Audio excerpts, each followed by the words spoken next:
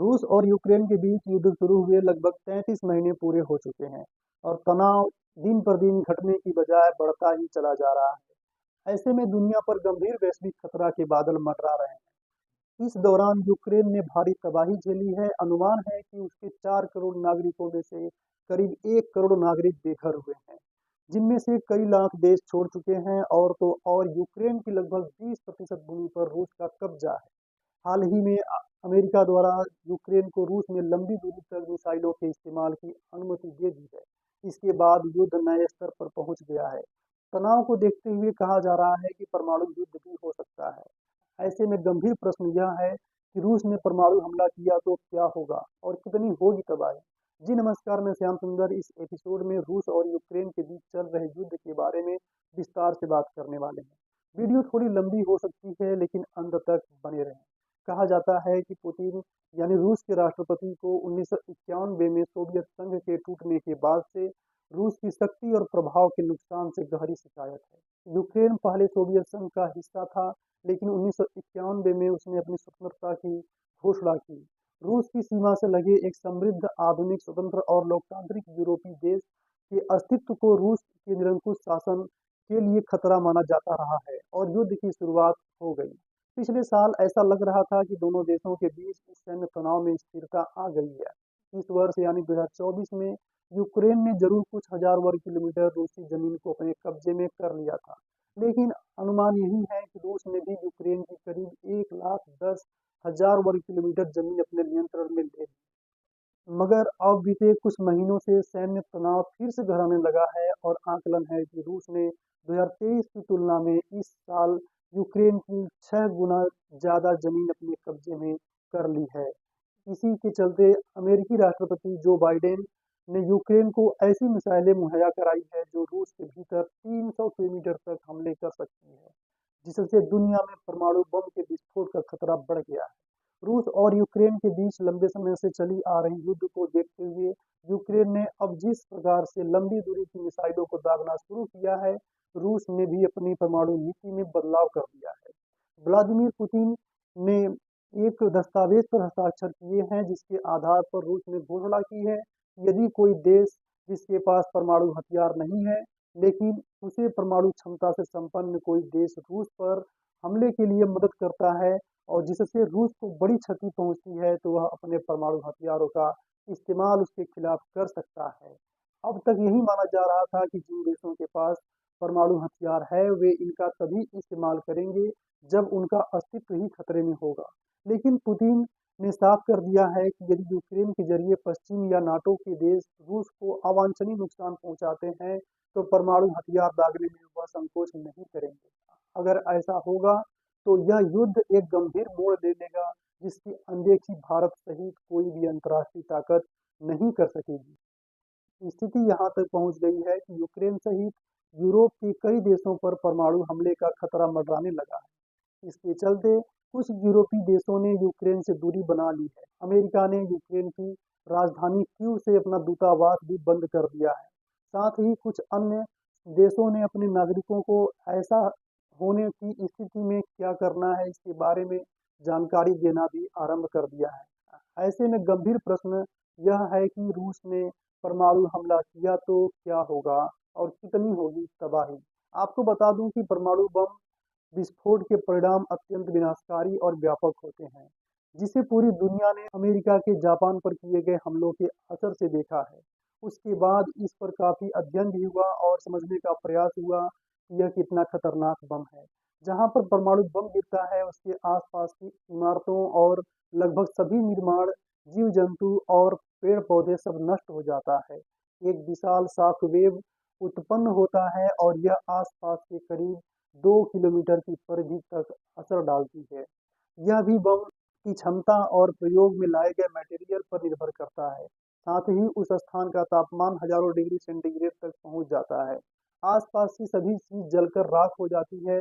भीषण गर्मी पैदा होती है। इसके साथ ही आसपास के कई किलोमीटर दूर तक के इलाके में गंभीर रेडिएशन से तमाम तरह की बीमारियां जैसे कैंसर, डीएनए में बदलाव, विकलांगता, कई प्रकार के चर्म रोग सहित पर्यावरण पर भी गंभीर असर डालती है।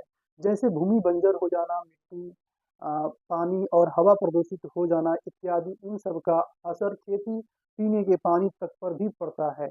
हवा में बड़े पैमाने पर धूल और धुआं लंबे समय तक असर डालता है।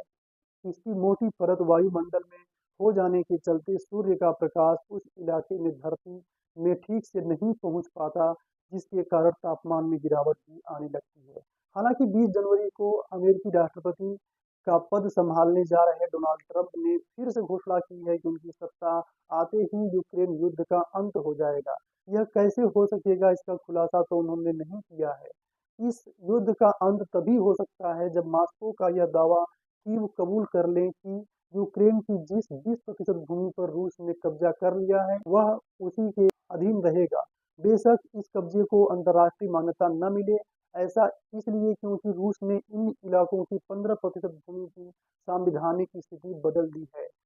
राष्ट्रपति बाइडेन जानते हैं कि यदि अमेरिका ने ढील दी और रूसी कब्जे को मान्यता दे दी, तो अन्य देशों विशेषकर हिंद प्रशांत के राष्ट्रों को यह लगने लगेगा कि रूस और चीन आगे बढ़ रहे हैं, जबकि अमेरिका व यूरोप का रुतबा कमजोर हो रहा है।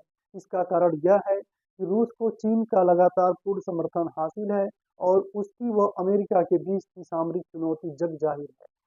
चूंकि इन सबसे अमेरिका की वैश्विक साख को नुकसान पहुंच सकता है, इसलिए बाइडेन ने रूस का विरोध तो किया था, लेकिन अमेरिका को इस युद्ध में सीधे तौर पर नहीं उतारा।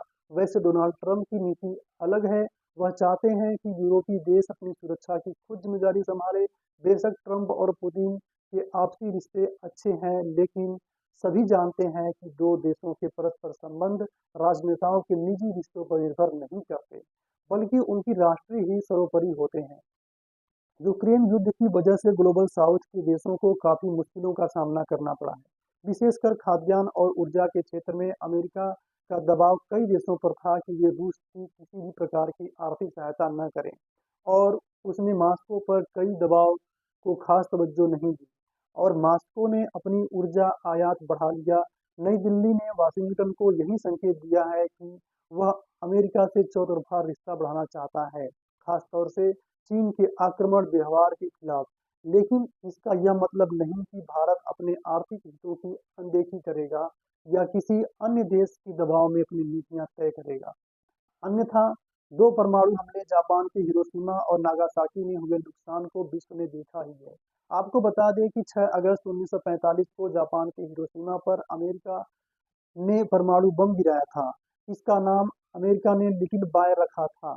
इसका वजन लगभग 9,000 पाउंड यानी 4,400 किलोग्राम था।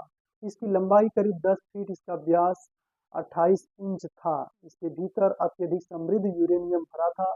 यह बम अमेरिकी एयरफोर्स के B-29 बमवर्धक एनोला के द्वारा गिराया गया था। बताया जाता है कि इस विस्फोट में 15,000 टन से अधिक TNT की ताकत थी, जिससे तुरंत अनुमानित 70,000 लोग मारे गए। उस वर्ष के अंत तक मरने वालों की संख्या 1,40,000 से अधिक हो गई थी। बम के रेंज में आने वाले 70% इमारतें ध्वस्त हो गई और पूरे क्षेत्र में कैंसर के केस बढ़ते चले गए। दूसरा प्लूटोनियम बम अमेरिका ने 3 दिन बाद 9 अगस्त 1945 को नागासाकी पर गिराया, जो पिछले के मुकाबले थोड़ा बड़ा था। इससे जो विस्फोट हुआ था, उससे 6.7 वर्ग किलोमीटर का एरिया प्रभावित हुआ।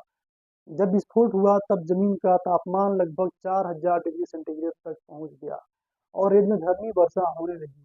इसका असर यह था कि वर्ष 1945 के अंत तक 74,000 लोग मारे गए। इससे समझ सकते हैं कि इन दो बमों के विस्फोट से 2 लाख से ज्यादा लोगों की मौत हो गई थी। जानकारी के अनुसार दुनिया में लगभग 12,100 परमाणु हथियार है, जिनमें 9,500 से अधिक सक्रिय सैन्य भंडार है। इसमें से सबसे ज्यादा 5,580 परमाणु हथियार रूस के पास ही है, जो पूरी दुनिया को तबाह कर खंडहर में तब्दील करने के लिए काफी है। ऐसे में वैश्विक तबका यही चाहता है कि यह जंग किसी भी तरह से रुक जाए। डोनाल्ड ट्रंप भी पूरी कोशिश करेंगे ही। वीडियो को लाइक और यदि चैनल पर नए हैं तो चैनल को सब्सक्राइब भी कर लीजिए, ताकि हमारी आने वाली सभी वीडियो आप तक पहुंच सके। बहुत बहुत धन्यवाद।